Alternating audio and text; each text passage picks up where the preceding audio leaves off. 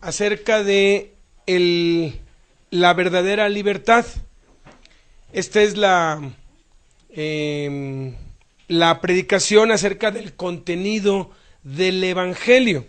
En Juan capítulo 8, versículo 31, Jesús dijo: si permanecen en mi palabra, serán verdaderamente mis discípulos y conocerán la verdad, y la verdad los hará libres. Noten que claramente Jesús enseñó que ningún pastor nos puede hacer libres, ningún ministerio nos puede hacer libres, ninguna doctrina nos puede hacer libres, ninguna filosofía nos puede hacer libres, ningún profeta ni predicador nos pueden hacer libres, ninguna iglesia nos puede hacer libre. Lo único que nos puede hacer libres, dice aquí, que es la verdad. Y ahora es algo que hace la verdad. Dice, la verdad nos hará libres. No dice, tú te harás libre por medio de la verdad. Porque hay quienes de pronto pues dicen, tengo el ministerio de liberación, y ellos se creen como que con los derechos o con el poder para liberar a la gente. Lo único que nos puede liberar de la esclavitud es la verdad. Y es a través del conocimiento de la verdad que la verdad ejerce su efecto. La verdad es Jesús. En última instancia, el único que nos puede hacer verdaderamente libres y permanentemente libres es Jesús. En Gálatas 1:11 dice: mas les hago saber, hermanos, que el evangelio anunciado por mí. Claramente vemos aquí que el evangelio es un anuncio. Entonces, ¿qué les parece si oramos y le pedimos a Dios que nos hable, que abra nuestro entendimiento, que nos dé, como oraba Pablo por los de Éfeso? Le pedía que les diera espíritu de sabiduría y espíritu de revelación en el conocimiento de Dios. Necesitamos eso, porque en nuestras propias fuerzas, en nuestra propia inteligencia, en nuestro propio razonamiento, nunca vamos a poder comprender la palabra de Dios, y es importante conocerla, porque Jesús dijo, conocerás la verdad, y al conocer la verdad, entonces la verdad es la que nos hace libres. Padre, te damos gracias por tu palabra, y te pedimos en el nombre de Jesús que seas tú hablando a nuestro corazón, que seas tú trayéndonos la revelación, que seas tú, Señor, dándonos espíritu de sabiduría y de revelación en el conocimiento de Jesús, en el conocimiento de la palabra, Señor. Padre, llénanos del conocimiento de tu voluntad, en toda sabiduría y en toda inteligencia espiritual, para que andemos como es digno de ti, agradándote en todo y llevando fruto para toda buena obra, creciendo en la gracia y en el conocimiento de Jesús, Señor, para que tu nombre sea glorificado y tu reino sea extendido, Señor, en el nombre poderoso y maravilloso de tu santo Hijo Jesús. Amén. Entonces, el Evangelio son las buenas noticias de Dios para la humanidad acerca de quién es Jesús y qué hizo Jesús. El Evangelio descansa sobre 4 pilares o 4 fundamentos. El primer pilar o el primer fundamento es ¿quién es Jesús? Es la persona de Jesucristo. El segundo pilar o fundamento es lo que hizo Jesucristo. El tercer pilar son las Sagradas Escrituras, y el cuarto pilar es la voluntad de Dios. El primer pilar o el primer fundamento del Evangelio es que trata acerca de quién es Jesús.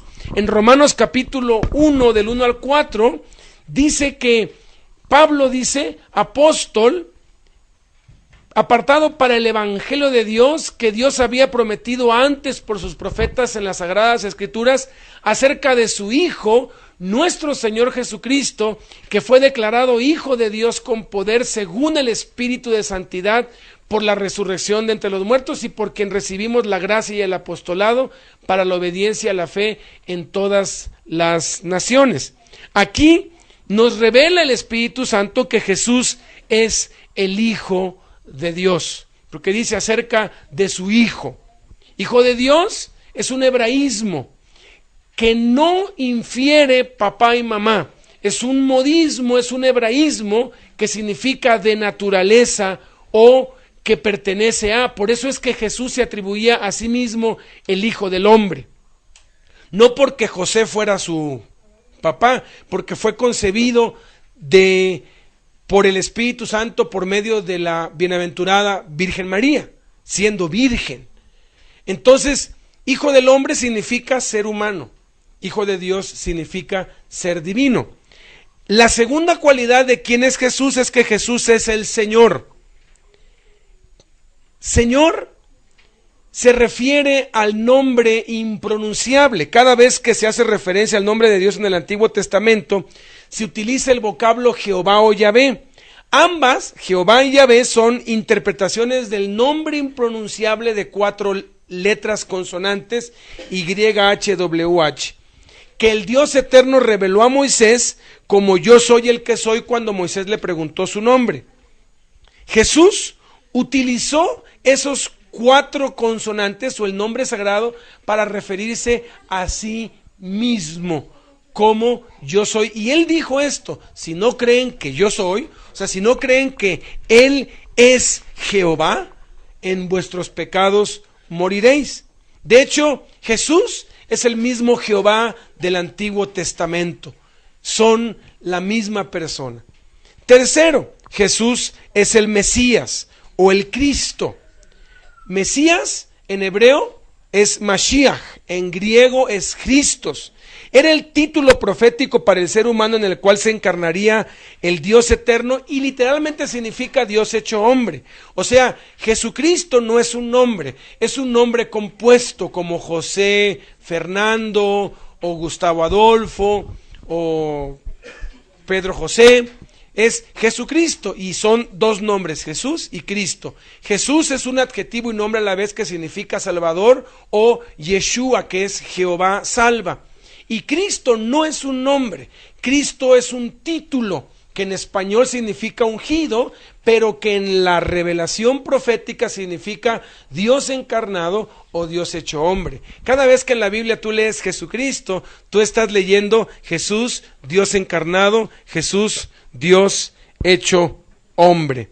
Entonces, cuarto, Jesús es 100% hombre. Él es el Hijo del Hombre, porque dice que era del linaje de David. Dios se hizo hombre y se despojó de su divinidad, y mientras vivió en la tierra se sujetó a su naturaleza humana. Se cansaba, le daba sueño, tenía el sueño bien pesado, se molestaba, nunca pecó, pero era un ser humano como tú y como yo, sin tomar ninguna ventaja sobre ti ni sobre mí. Por eso es que en su humanidad nos puso ejemplo de cómo nos deberíamos dirigir a Él y cómo nosotros pues debíamos orar a Él. Cuando Jesús oraba al Padre, de hecho, estaba hablando consigo mismo, porque Padre, Hijo y Espíritu Santo son uno solo. Es un misterio, y es lo que la palabra pues claramente dice. Jesús también es 100% sin pecado. Fue tentado en todo, y a pesar de ser tentado en todo, jamás pecó ni se halló engaño en su boca. Jesús jamás cometió pecado, y por eso es que condenó al pecado en la carne. Jesús es 100% Dios. De allí que el apóstol Pablo en 1 de Timoteo 3:16, que yo creo que es tan importante como Juan 3:16, dice: grande es el misterio de la piedad. Dios fue manifestado en carne, fue predicado a los gentiles, fue justificado en el Espíritu, fue recibido arriba en gloria. Está hablando de Jesús y es un misterio. ¿Cuesta entenderlo? Sí, pero tenemos que creerlo, confesarlo y disfrutarlo, porque nuestra mente finita difícilmente va a poder entender quién es Jesús, en cuanto a que Él es 100% Dios. Él es Dios, nunca dejó de ser Dios. Tal vez la escritura más clara acerca de la divinidad de Cristo es 1 de Juan 5:20, porque allí dice que estamos en el verdadero, en Jesucristo, y luego dice: Jesucristo es el verdadero Dios y la vida eterna. Este es el verdadero Dios y la vida eterna. Está clarísimo ahí. Y número 7, Jesús vive hoy. Él vive, y no vive románticamente, ¿no? Como hay quienes dicen: no, pues es que Pedro Infante vive, ¿no? Sí, vive en los corazones de los mexicanos y vive en sus canciones. Jesús no vive de esa manera. Jesús realmente vive, físicamente vive. O sea, no es algo así emocional, Él vive. ¿Y saben qué es lo más emocionante? Que está aquí en medio nuestro, pero es invisible. Porque Él dijo, donde están 2 o 3 congregados en mi nombre, allí estoy yo en medio de ellos. Y cuando usó el yo, usó el pronombre personal de presencia física, no de presencia espiritual, porque hay quienes piensan, no, sí, espiritualmente está con nosotros, y es como una idea, ¿no? Como una moda, o como el espíritu de FIFA, porque cuando fue lo de la Copa, decían, el espíritu de FIFA está en el Zócalo, ¿no? Y allí ibas a ver el partido como si estuvieras en el estadio, pero no estabas en el estadio. Era una pantalla, no estabas en el estadio. No es así como está Jesús. Él, porque es Dios, está aquí y está en millones de iglesias al mismo tiempo. Porque donde están 2 o 3, Él está allí. Y eso es algo que debe transformar y cambiar nuestras vidas. De las más de 600 cualidades de Jesús, estas 7 son fundamentales, esenciales, son el pilar, el primer pilar. El segundo pilar es que el Evangelio trata acerca de lo que hizo Jesús. En 1 Corintios 15, del 1 al 8, el apóstol Pablo dice, además les declaro, hermanos, el evangelio que les he predicado, el cual también recibieron, en el cual también perseveran, en el cual asimismo, si retienen la palabra que les he hablado, son salvos. Si no, creyeron en vano, porque primeramente les he enseñado lo que asimismo recibí, que Cristo murió por nuestros pecados conforme a las Escrituras, y que fue sepultado, y que resucitó al tercer día conforme a las Escrituras, y que apareció a Cefas, y después apareció a los 12, y después apareció a más de 500 hermanos a la vez, y al último, dice Pablo, como un abortivo, me apareció a mí. Entonces, aquí están las 3 cosas que hizo Jesucristo. Alguien hizo una lista de los hechos de Cristo. Yo ya hice una en Marcos. Obtuve como 120 hechos de Cristo. Sanó a un leproso, abrió los ojos de un ciego, visitó la sinagoga, liberó a un endemoniado, caminó sobre las aguas, reprendió el viento, reprendió el mar, multiplicó los panes. Hechos de Cristo. Hechos. Y alguien hizo una lista completa y encontró 366 hechos de Jesús.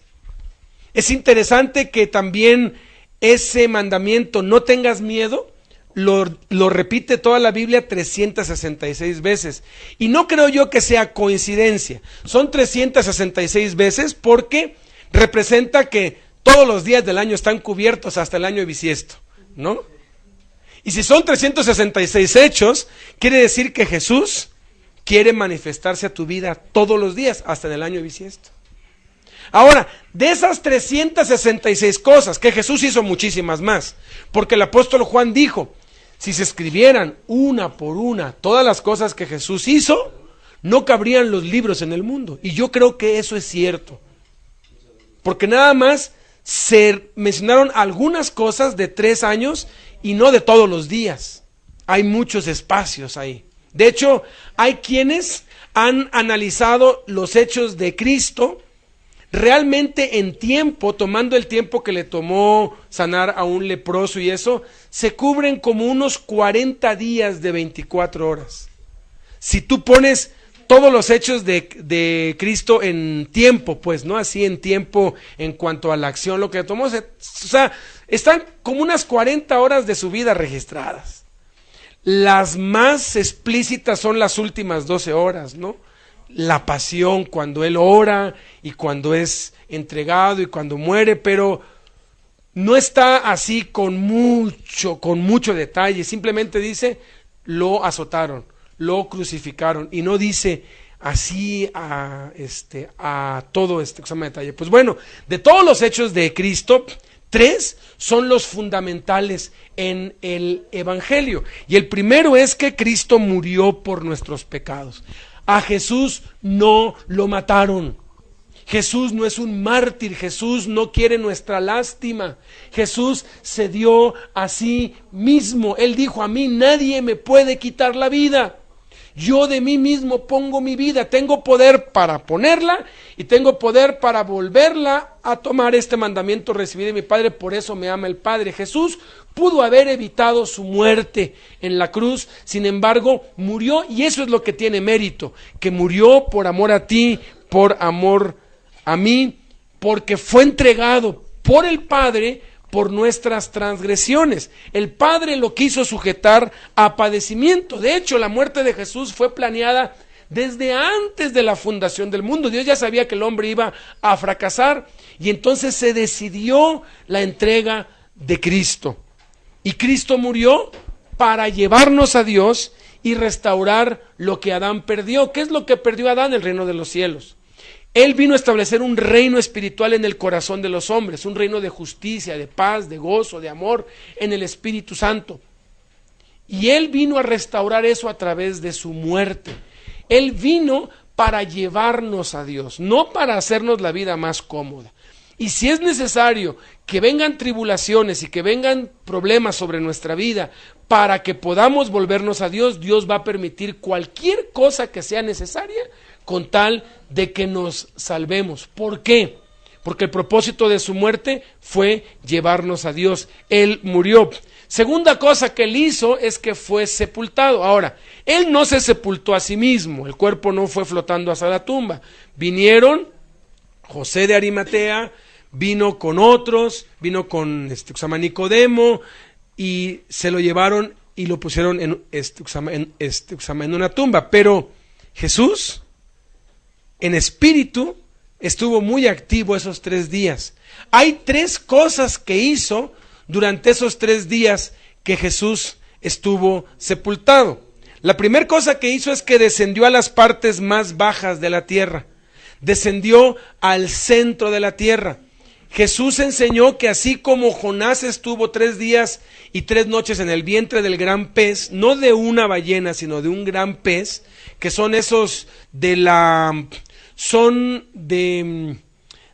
clase de la ballena azul, que hoy se conoce como ballena azul, que no se conocía por siglos. En una ballena azul cabe un Volkswagen, acá le entra un carro entero ahí. Entonces tuvo que traerlo desde la Antártida para el mar Mediterráneo, para que se tragase a Jonás, porque la ballena normal, claro que no se puede tragar a un hombre, pero una ballena azul sí. Pero Dios hizo eso como una señal de lo que iba a ser Cristo, y Él dijo: yo voy a estar 3 días y 3 noches en el corazón de la tierra, hablando del centro de la tierra, porque en el centro de la tierra se encuentra el lugar de los muertos. Antes de la venida de Cristo estaba el Seol separado en 2. Estaba el lugar de los muertos, donde los injustos iban, y estaba el lugar de los vivos, que es donde estaba Abraham, Isaac, Jacob y todos ellos. Jesús dijo: Dios no es Dios de muertos, Dios es Dios de vivos. Abraham, Isaac, Jacob, ellos viven. Los otros estaban muertos, pero muerto no quiere decir que la existencia cesa. Muerte significa separación, porque hay vida después de la muerte, y estaban separados de Dios aun cuando estaban conscientes. Ahora, la Biblia enseña que el estado de los muertos es de inconsciencia, pero Dios, cuando quiere, los puede despertar para mostrarnos lo que se nos puede presentar si no creemos y nos rebelamos contra Dios. Entonces Jesús descendió y estuvo con Abraham, Isaac y Jacob, tomó el paraíso y lo llevó al tercer cielo, a donde ahorita mismo está. Ya los muertos que mueren en Cristo ya no mueren, duermen y son llevados al tercer cielo, al paraíso. Jesús descendió con el que estaba crucificado junto a él y le dijo: hoy mismo estarás conmigo en el paraíso. Y después visitó el Seol.